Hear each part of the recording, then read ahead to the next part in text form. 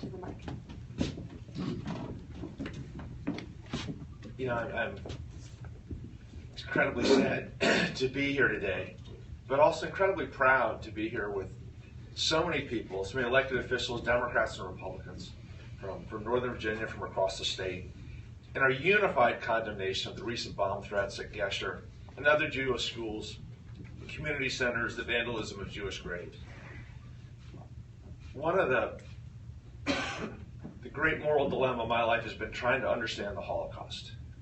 Reading Hannah Arendt, Deborah Lipstadt, and Peter Matheson, and everything that I can over the years, I still cannot make any headway into man's inhumanity to man, except for the thought that there's one simple, unavoidable truth: is the presence of evil in our world.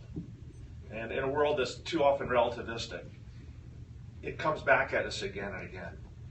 Anti-Semitism is a scourge on the human community. It's a bigotry whose terrible persistence, whose horrific legacy require continued vigilance.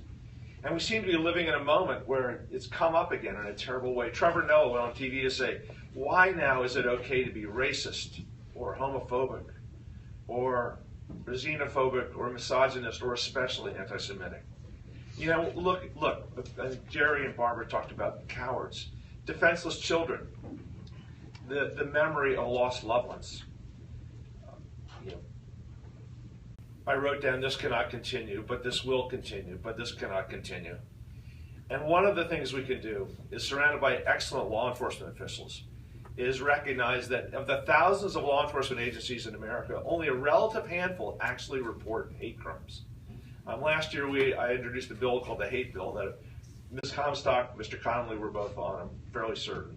This simply requires no federal money to these local law enforcement agencies unless they report the hate crimes, because the FBI and others can't chase them down if they don't know that this exists. And one last thought: as a Gentile, as a Christian, I think it is, as we stand here united together, it seems to me incredibly important that those of us who are not Jews do everything we can to respect, to lift up, to embrace, and to love the Jewish friends and neighbors and acquaintances that we have. That, as with so many things in the world, we have to solve this one life at a time. Thank you. I'm glad to be here.